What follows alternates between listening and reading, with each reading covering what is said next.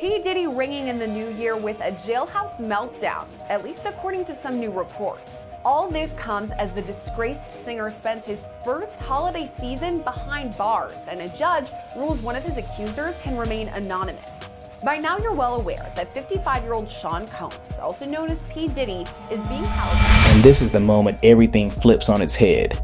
No warning, no gradual buildup. Just 1 second, the narrative is moving along exactly how everyone expected. The usual headlines, the familiar back and forth, the predictable cycle of rumor and reaction that the industry has perfected over decades. And then out of absolutely nowhere, something new crashes through all of it. Not another whisper making the rounds, not a recycled story with a fresh coat of paint. Something different. Something that nobody saw coming and nobody can easily explain away. Federal raids were first performed on his homes. Since he was booked, Diddy has made several bids for bail, hoping to get back to one of those homes or an apartment on New York's Upper East Side. Just last month, Diddy's team officially put in its third attempt for his release, asking that he be put on house arrest. The defense originally wanted Diddy to be held on house arrest at his Star Island mansion in Miami, Florida, one of the places that was actually raided way back in March.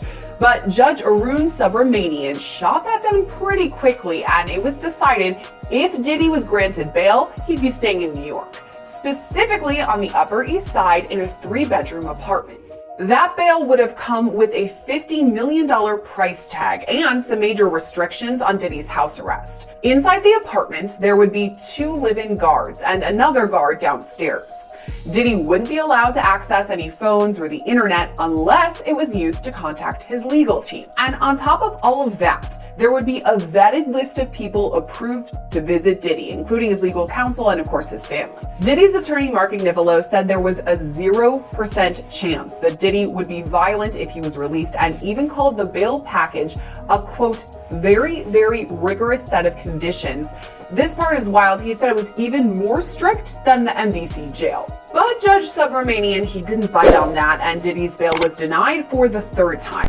According to a report from the Daily Mail, that's why Diddy had a breakdown. A person close to him apparently said, quote, spending the holidays behind bars was a nightmare for him. If we're to believe all this, Diddy had a meltdown in his cell and begged the guards to take him to the hospital for observation, but they refused. This same friend or person told the Daily Mail, quote, he eventually managed to calm himself down with the meditation technique he's been using while he's been behind bars.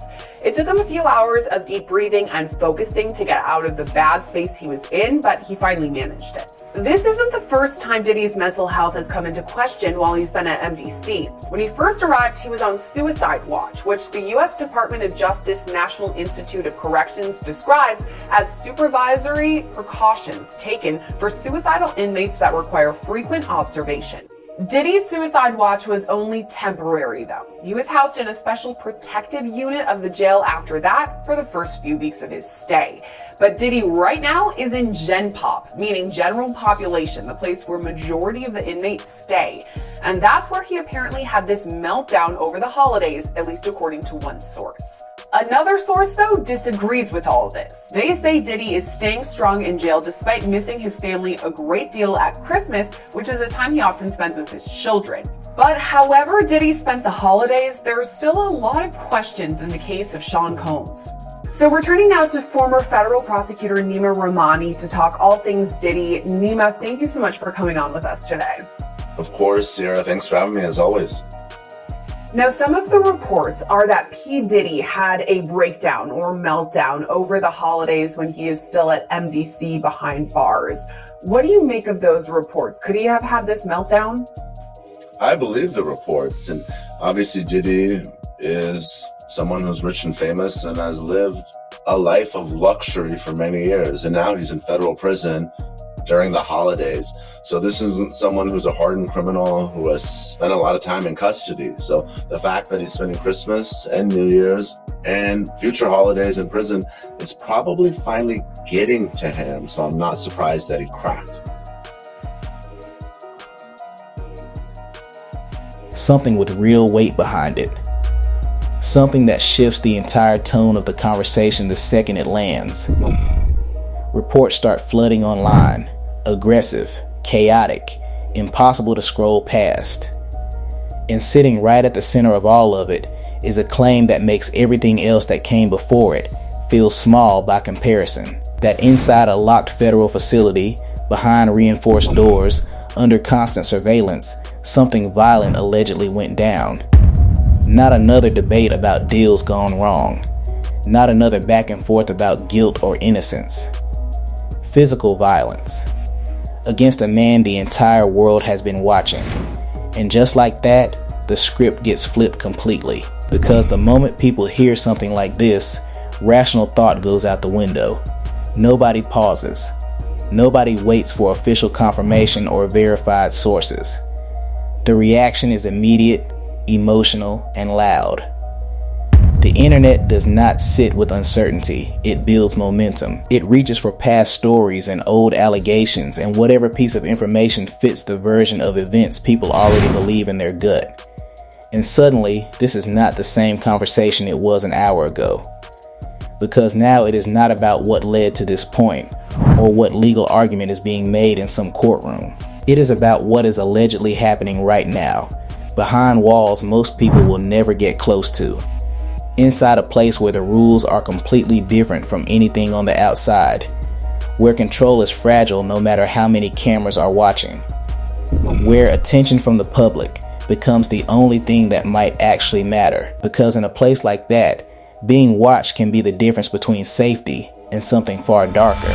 Private office, there's air conditioning, he can eat food that's brought in for religious services. A corrections officer told the outlet that the chapel is one of the only places that inmates can congregate freely, that assistants are allowed to prepare a call-out lists which tells corrections officers who's allowed to leave their cells. Assistants could potentially add their friends to that list. But Combs is also apparently taking care of outside business from behind bars too. Yeah, just before Thanksgiving, his legal team alerted the court that Combs had paid the fines that he owed as part of his conviction and sentence. Quote, on October 16, 2025, this court entered an amended judgment imposing a $200 special assessment and a $500,000 fine to be paid in full not later than 60 days after the date of sentencing. We respectfully submit this letter to inform the court that Mr. Combs paid the fine and special assessment to the Southern District of New York cashier on November 24th, 2025. We talk about Combs behind bars. We also have to talk about an appeal, because as Combs works to shave off as much of his sentence as he can with good behavior and completion of the intensive drug program, his attorneys are working to not only get him out of prison, but also get his conviction thrown out. October 22nd, Combs' legal team filed a criminal appeal on his behalf with the Court of Appeals for the Second Circuit. They requested an expedited appeal, hoping to get Combs out of prison as soon as possible. They provided the court with a proposed schedule and said the government had no objection. And I'll tell you what, on November 3rd, Circuit Judge Beth Robinson filed this order. Quote, appellant moves to expedite the appeal on the following schedule. Appellant's opening brief and appendix due by December 23rd, 2025. The government's brief due by February 20th, 2026. Appellant's reply brief due by March 13th, 2026. And oral argument in April of 2026. It is hereby ordered that the motion is granted. Yeah, so we'll be on the lookout for that one as well. Okay, in the meantime, what do Combs' holidays look like now that he's in federal prison? Well, the multimillionaire won't be able to spend it like he used to, but there are special meals and activities that inmates can participate in. In fact, Combs apparently teamed up with an internal group called Bankroll Bosses to help organize and fund a special meal for his fellow inmates. According to a report from Us Weekly, the group volunteered to buy food from the prison's commissary, but they didn't just buy it. No, they reportedly spent 2 days preparing all of this food for these inmates. And all the outlet reports that 1,000 inmates were served. Now, Combs gave this quote to Us Weekly through his spokesperson, quote, Thanksgiving to me is about making sure other people eat. Everybody misses their family. People get depressed during the holidays. We just wanted to come together as a family and do our own thing. Now, there's no word on what exactly Combs and other inmates purchased from the commissary to make this meal, but it is apparently a very nice gesture regardless. According to TMZ, the Christmas menu at Fort Dix includes a whole Cornish hen, mashed potatoes, cornbread dressing, mixed vegetables. But now I want to bring on a very special guest. Okay, so now I want to welcome back on prison consultant Justin Perpernian. I want to welcome back on not just because I love having Justin on, but Justin, You are now working with Sean Combs and his team while he's in prison. Can you talk to us a little bit more about that? Well, I've had a connection through a mutual friend with Sean for many years. And when you're in custody, when you're sitting in segregation, it can change you and you want to learn. So our mutual friend a while back sent him a book called Earning Freedom that was written by my friend, Michael Santos, who I met in prison, who mentored me. And Michael spent a year in segregation before he was convicted and served a long time in prison. So our friend thought that book could help him get through his own crisis. And when you're in prison, you relate to and a target at the exact same time. The moment those reports started spreading, the questions came flooding in from every direction. Was it planned out from the start? Was it purely random? Was somebody settling a score? Or was there something else going on underneath the surface that nobody was talking about yet? No real answers, just noise. But that noise was loud enough to swallow everything else whole. Some people ran with it immediately, no questions asked, pointing to the environment, the pressure, acting like situations like this were always just a matter of time. Others weren't buying it at all, pushing back, questioning why this story was surfacing right now, suggesting that narratives like this don't just fall out of thin air without somebody putting them there. And then there's the third group, the ones who stopped trusting the story entirely. They weren't even focused on what happened anymore. Their eyes were locked on the timing, because timing tells you everything. And when a story this heavy drops at a moment when everybody's attention is already peaked, it doesn't just add fuel to the fire, it completely changes what the fire is burning toward. people who are enduring a similar crisis. So I was very encouraged when she sent the book and he read the book and said, I can't change what's happened, but I'd like to begin to use this experience as an opportunity to help people in prison. So through Prison Professors Charitable Corporation, which does work in every BOP prison, it does work in a lot of state facilities as well, he has begun to document and say, how can I use this experience as a way to help people? And the beauty of that is you read these interviews about people in prison, even people who have been in Fort Dix. We have other people in our community at Fort Dix. And the common refrain in prison is, it's boring. The days feel like Groundhog Day.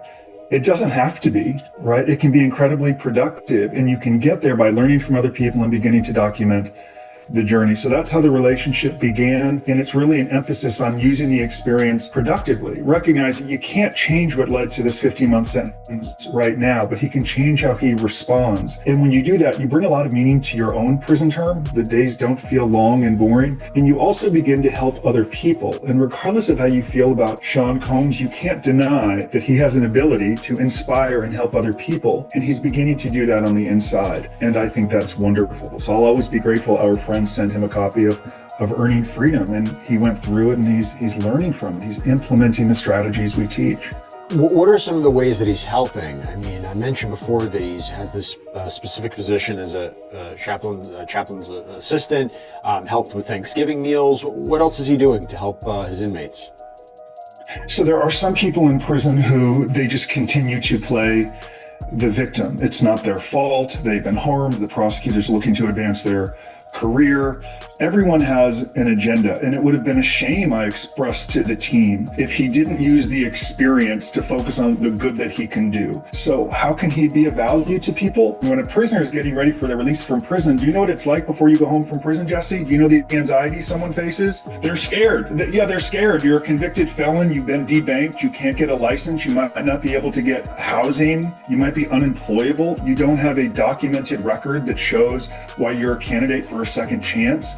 So clearly, given his business skill set, his success, rather than lament about the unfairness and blame everybody, he said, I'm here, I'm going to use the experience productively. Well, how do you do that? You do what he began to do before he got even sentenced to prison. And I think his lawyers did a good job of expressing to the judge how he used his time in detention at MDC, well, by mentoring other prisoners. What would you like to do when you come home? Well, how do you develop that? How do you build that? What relationships do you need? What education do you need to develop? Is there value in documenting documenting that journey. So when you come home, you just don't tell someone, I've earned a second chance. People are going to say, I want to see it. Help me understand it. So as I came to say, and I had confirmation of this before our team began to guide him through the nonprofit, he's helping people understand how they can use their time productively. He's using his business skill set in mind to help people use their prison term more productively. And I think that's wonderful. And it gets in the way of this message of it's boring. There's nothing you can do in prison. It's complete. Right. It's not true. It can be a really incredible, productive experience if you find perspective and recognize there's value you can provide. No, I completely understand that. Did he give you, though, any indication about how he's doing there? Is he scared? Is he miserable? I mean, you talk about doing productive work, how it can make the days go by in a more positive way. But has he given you any indication about what his life is like there? There's no way to spin that being in prison is difficult. Being in a low. It yanks the focus completely off one story and drops something in its place that hits harder, feels heavier, and lands more personal. That's exactly how the spotlight moves. And right now, it isn't moving anywhere. People stopped talking about courtrooms and consequences a long time ago. Now they're building entire scenes in their heads, painting pictures of what might have gone down behind closed doors. And once that process starts, there is no shutting it off. Because imagination doesn't need facts to run. It just runs. And the less information people actually have, the more they manufacture on their own. That's precisely what's unfolding right here. Every tiny detail, real or recycled, gets blown up 10 times its original size. Every vague claim that floats around long enough eventually becomes someone's confirmed truth. And just like that, what started as a single unverified report somewhere on the internet transforms into a conversation the entire world is having. That's the machine working exactly the way it was built to work. It doesn't pause. It doesn't second guess itself. It runs on attention like fuel. And this story right here has an enormous amount of it. Obviously, the jury convicted him of that. And they highlight all the jury found was that there was prostitution, payment of porn stars and escorts. And they highlight that he is a swinger, or under the Mann Act, a John. And they argue he doesn't deserve to be locked up for this. Quote, Sean Combs should not be in jail for this conduct. In fact, he may be the only person currently in a United States jail for being any sort of John, and certainly the only person in jail for hiring adult male escorts for him and his girlfriend when he did not even have sex with the escort himself. Over the last 75 years, the White Slave Traffic Act has been limited to defendants who cause interstate travel for financial gain through the business of prostitution. That Sean Combs remains in jail for being convicted of being a customer of consensual adult sex services makes this case truly exceptional. Not only is prosecuting the users of adult prostitution services inconsistent with the Mann Act, it's inconsistent with the prosecution policies of the district attorneys of Manhattan and the city attorney of Los Angeles, California, 2 of the 3 locations where this prostitution allegedly took place. In addition, Mr. Combs is incarcerated while everyone else involved in this identical conduct, his girlfriends, the cowboys, the agency leaders, the porn stars, and others, walk free, as they should. If there was ever a fact pattern that was exceptional under the Mann Act, it is this one. And then they move on to another argument, that the Department of Justice, the DOJ, has usually only charged Mann Act violations when there's financial gain. And they even cite a number of cases in the Southern District of New York, where Combs was prosecuted, that apparently involved defendants that set up a prostitution business for profit. Again, trying to distinguish between Combs' conduct and these cases. He never did any of this for profit, they argue. And they even cite the 1953 U.S. Attorney's Manual that says, quote, as a general rule, prosecution should not be instituted in the so-called non-commercial cases. And they claim the Department of Justice Manual today, quote, makes clear that the prosecution of customers involved in an 18 U.S.C. 2421 offense, like Mr. Combs here, is now limited to prosecuting those who engage in commercial sex with victims of sex trafficking, in addition to those who otherwise perpetrate or facilitate human trafficking offenses. And in the absence of any sex trafficking charge, however, it is clear that the standalone Mann Act counts never would have been prosecuted. That seems true. I think you ask any legal expert, they will say if all the government had against Sean Combs was the transportation to engage in prostitution charges, just the prostitution charges, they probably wouldn't have gone after him. They coupled it with racketeering and they coupled it with sex trafficking. I agree with that. I don't think that they would have gone after him just for that. Anyway, the defense highlights how modern day prosecutions of Johns is really when you're talking about exploiting vulnerable foreigners who don't speak English well, which again is not the case here. And they highlight how the only potentially comparable case in New York is where you had a retired police officer and a former judge who apparently hired women to have sex with a male fraternal group called the Jesters. But Combs' attorneys say, while there was no profit there, there's no profit here, there was sex trafficking of those prostitutes. That's what's different. Again, Combs was acquitted of sex trafficking in this case. And here's the main point, quote, moreover, the cases which involve defendants similarly situated to Mr. Combs have been released on... And people are digging deep. Old clips resurfacing, past headlines getting dusted off, previous controversies getting dragged back into the light. Not because any of it is directly connected, but because it adds weight to the story people are already constructing in their heads. And that story keeps getting darker with every passing hour. More intense, more dramatic, more extreme. Because the moment violence enters the picture, everything else becomes background noise. And here's where it gets really complicated. There is no concrete confirmation sitting anywhere, no official breakdown, no detailed account of what actually went down, just fragments, reports, claims moving at a speed that verification could never keep up with. But none of that slows the reaction down. If anything, the uncertainty pours gasoline straight onto it. Because when there are gaps in the story, people don't leave them empty. They fill every single one themselves. And that's when the real questions start coming. About the system, about the environment, about how something like this could even be possible inside a place that's supposed to have eyes on everything at all times. People are no longer just asking what happened. They're asking if it happened at all. Pending sentencing. In reviewing the cases across the country where the primary or sole conviction was for a violation of 18 U.S.C. 2421, the defendants who were not charged with running a prostitution business have been released pending sentencing. And then Combs' attorneys make another argument for why Combs' conditions are exceptional. And it's about him being locked up at the MDC. They say that a district court judge in the Southern District in another case basically said how bad the MDC is. As Judge Furman noted, the state of affairs at MDC is unacceptable. In so noting, Judge Furman concluded that the conditions in the MDC qualify as exceptional reasons under the statute, justifying, and this was the defendant in this case, Chavez's continuing release. Judge Furman found that the conditions at the MDC are, quote, dreadful in many respects, but three warrant particular emphasis. 1. Continued reports of inordinate periods of lockdown. 2. Claims that the facility provides inadequate and or substantially delayed necessary medical care, a particular risk in this case. And 3. General issues about the conditions at the facility. These conditions have not abated in Mr. Combs' detention at the facility. As the court is aware, during Mr. Combs' incarceration at the MDC, the facility was subject to an interagency sweep that was designed to achieve our shared goal of maintaining a safe environment for both our employees and the incarcerated individuals housed at MDC Brooklyn. They're actually quoting what the rationale was.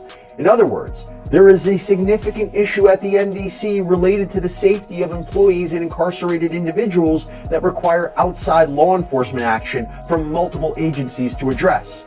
Importantly, MDC, as a jail, has a significant law enforcement presence within its walls 24 hours per day that are equipped with investigatory and often unregulated authority. Thus, the requirement of outside law enforcement agencies to ensure safety within the MDC is an admission that serious violence, mayhem, and chaos is occurring within the MDC that requires more than a Band-Aid raid, but rather surgery Indeed, we are aware of ongoing threats of violence and actual violence in the facility, such that Mr. Combs' safety is constantly at risk. And they go on to argue, though Mr. Combs has been a model inmate for his nearly year-long period of confinement, the violent conditions are still very much a concern for Mr. Combs and is an unnecessary confinement risk given the clear precedent of multiple similarly situated Mann Act convictions where defendants were released on conditions. Now, the government, by the way, would probably disagree with that statement of him being a model inmate. Remember when they accused Combs of trying to arrange three-way phone calls and buying the use of other inmates' phone privileges to try to make sure the government wasn't listening in, that he was having these private conversations, that he was allegedly trying to contact witnesses in the case, that he allegedly orchestrated a birthday campaign to help his public image while he was locked up. So if we hear a government response, I'm sure they're going to say something about that. Then the defense highlights he's not a risk of flight, he's not a danger to the community, which, by the way, I think are real key points here. But they seem to echo a lot of the same arguments that they have already stated to the court. And remember, they haven't been successful in the past. And now the uncertainty itself has become part of the story, because this stopped being just about what allegedly happened a long time ago. Now it's about trust. Trust in what's actually being reported. Trust in what's deliberately being kept quiet. Trust in what people are being fed versus what's really going on behind the scenes. And once trust starts cracking, everything built on top of it starts crumbling too. Because the moment people feel like they're not getting the full picture, they stop waiting for it and start drawing their own. And those versions travel faster than any official statement ever could. Some people are out here saying this was always going to happen. That the moment someone carrying this much attention steps into that kind of environment, situations like this are practically written in advance. Others are firing back, calling that whole mindset reckless, saying it takes unverified claims and quietly turns them into accepted facts without anyone even noticing. Both sides are completely locked in. Neither one is budging even slightly. And that right there is exactly what makes this thing spiral, because it stopped being one single story a while back. Right now, there are multiple versions of this narrative, all running at the exact same time. That he voluntarily came to New York last year to surrender himself to authorities, that he gave up his passport to his attorneys 6 months before his arrest, paid off his mortgage on his Miami home so it was free and clear for him to stay at while out on bond. He was just acquitted of the most serious charges that he was facing, which, by the way, carried decades, if not life in prison. That he's not a risk of flight. That's the basic argument. Now, when it comes to the danger argument, that is key. Why? Judge Subramanian had said after the verdict that the reason he was denying bail was because of Combs' violence, that his own attorneys admitted he was violent during the course of the trial. Well, here is what Combs' defense attorneys argue about that. Quote, the court noted that the defense admitted a history of domestic violence as to Miss Ventura and that he struck Jane twice in June 2024. However, we strenuously object that Mr. Combs poses a danger to the community, aside from a single instance on June 18, 2024, where Mr. Combs was provoked by Jane through her own acts of violence. There was no evidence of any acts of violence in the last 7 years. Indeed, the jury notably rejected the government's argument that the June 2024 incident constituted coercion when it acquitted Mr. Combs of the sex trafficking charge. Also, prior to his arrest in this case, Mr. Combs enrolled in the domestic violence program in which he participated until he was arrested and incarcerated in connection with this case. If released on conditions, Sean Combs will not be violent to anyone. As we said in court, this jury gave him his life back, and he will not squander his second chance at life, nor would he do anything to further jeopardize his 7 children not having a father and 4 of his children not having a parent at all. The court can fashion any set of conditions, and Mr. Combs will abide by any condition to make the court comfortable that Mr. Combs will not be violent toward any person. And that is when they propose the following bail package. That Combs will sign a $50 million bond secured by his home in Miami, that the bond will be co-signed by 3 financially responsible people, that Combs will reside in his home in Miami, that his travel will be limited to the Southern District of Florida, the Southern District of New York for attorney meetings, as well as airports that are necessary to travel between the two, that he will be placed under the express supervision of the U.S. Pretrial Services Agency, that he will report to that agency as directed, that his passport will be surrendered to pretrial services, that he shall not apply for any other passport, and they even highlight that the court can add other conditions too: home detention, private security approved by the court, mental health treatment. He'll agree to it all. Now, let me tell you, we kind of previewed that this all would happen, this argument would happen, this new bail package would be presented when we spoke a few weeks ago to renowned bail bondsman, to the celebrities, by the way, to the stars, Ira Jettleson, who apparently had been working with Combs' team behind the scenes on working to secure his release. Here's what he said about a new package after the verdict. When Mark reached out to me afterwards, we started thinking about putting another bail package together. And what is that bail package and by the way, is this a bail package that you think could be submitted again even after the judge just denied bail? Well, the judge denied bail based on the statute, and the statute stated a certain amount of information that part of the Mann Act that, was not eligible for bail. There are certain circumstances that can be done. We're going to regroup again. I know that they were going to go talk to Mr. Combs again. All of them feeding off the exact same source, but pulling in completely opposite directions. And right in the center of all that chaos, silence. No clear confirmation sitting anywhere. No detailed denial either. Just barely enough information to keep the conversation breathing without ever actually letting it reach a conclusion. And that's the exact thing keeping everybody glued. Because as long as that final answer never comes, the story doesn't die. It evolves. It grows. It reaches further and pulls more people into its orbit. And every new person that gets pulled in brings this raw. It's unresolved. It's emotional. And people are watching every single move. Every update gets dissected. Every statement gets put under a microscope. Every silence gets treated like a confession. Because at this point, nobody is just looking for what happened anymore. They're trying to figure out what's even real. And in a situation like this, that line disappears faster than most people expect. So whether everything turns out to be completely true, partially true, or nowhere near the truth at all, one thing has already been settled. The impact is real. The reaction is real. In this story, it is absolutely nowhere near finished.